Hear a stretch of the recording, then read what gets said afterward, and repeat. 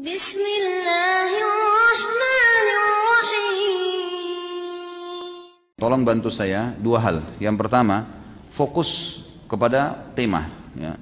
Sehingga memang apa yang kita bahas tuntas, ya. Tuntas. Kalau Anda belum punya pertanyaan, jangan dipaksakan. Karena kadang-kadang setelah saya review lagi, setelah habis pengajian, ternyata ada pertanyaan yang memang sesuai dengan tema, belum sempat terbaca.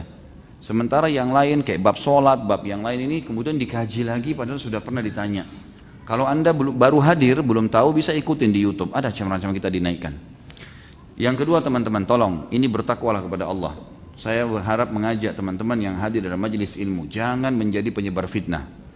Kenapa saya katakan ini teman-teman? Banyak orang yang penuntut ilmu, mengaku dirinya penuntut ilmu, hadir di majelis ilmu para asatidzah, kemudian sengaja melempar pertanyaan untuk menguji dan mengetes. Ini berbahaya, antum menjadi penyebar fitnah. Setelah itu pertanyaan tadi direkam, diberikan kepada ustadz yang lain, lalu kemudian ditanya tanggapannya tanpa ustadz itu pun tahu dan dengar langsung. Hanya dikatakan ustadz ini berpendapat seperti ini, ustadz ini berpendapat seperti ini, bagaimana? Lalu ustadz tersebut sekarang juga jadi fitnah lagi di majelis, di dalam dakwah ini, itu kan dakwah yang dikenal dengan dakwah sunnah. Kemudian tersebar fitnah lagi kalau ustadz itu memvonis ustadz yang tadi gara-gara mendengar dari orang yang tidak bertanggung jawab tadi. Hati-hati teman-teman, ini bertanggung jawabnya berat hari kiamat. Kalau antum sudah dengarkan dari salah seorang asatidzah kita yang punya kredibilitas, sudah punya dalil yang kuat, cukupkan itu, selesai, jalankan, cukup dengan itu. Antum penuntut ilmu teman-teman, tuntut ilmu dan amalkan, bukan untuk jadi penyebar fitnah. Kalau sudah tahu dalilnya sudah, gitu kan? Sebab bisa saja para asatidzah punya pendapat yang berbeda, bisa terjadi. Tapi kalau antum mengadu, ini berbahaya. Bayangkan kalau sampai divonis beberapa asatidzah kita hanya karena antum penyebabnya. Akhirnya ditinggalkan majelisnya, akhirnya diberhentikan dari sebuah masjid. Ini berbahaya sekali. Saya tidak ada masalah, ya, karena saya yakin Allah Azza wa Jalla bersama. Yang saya sampaikan punya dalil jelas.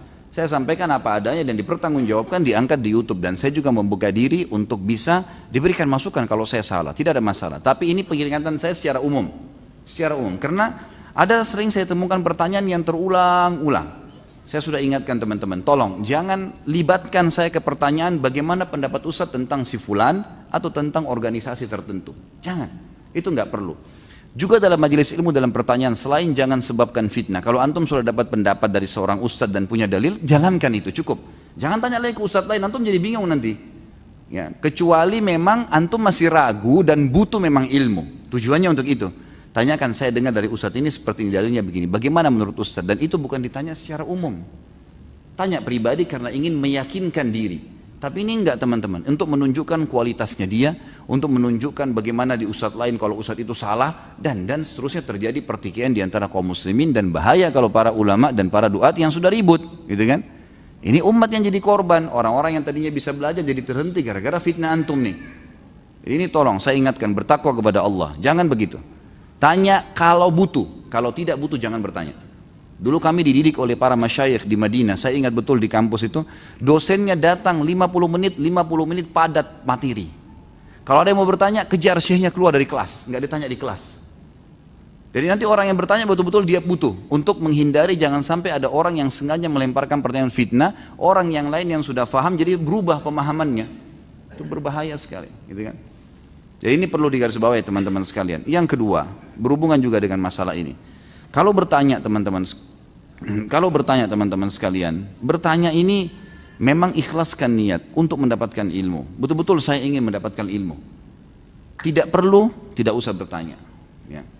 Kemudian hindari teman-teman sekalian, hindari kalau pertanyaan orang lain, mohon maaf saya bahasakan, ada orang lain ingin bertanya, biarkan dia bertanya langsung. Dia titip pertanyaan, boleh saja, bukan tidak boleh. Tetapi pastikan memang orang itu betul-betul mau bertanya, memang nggak ngerti ilmunya, oke.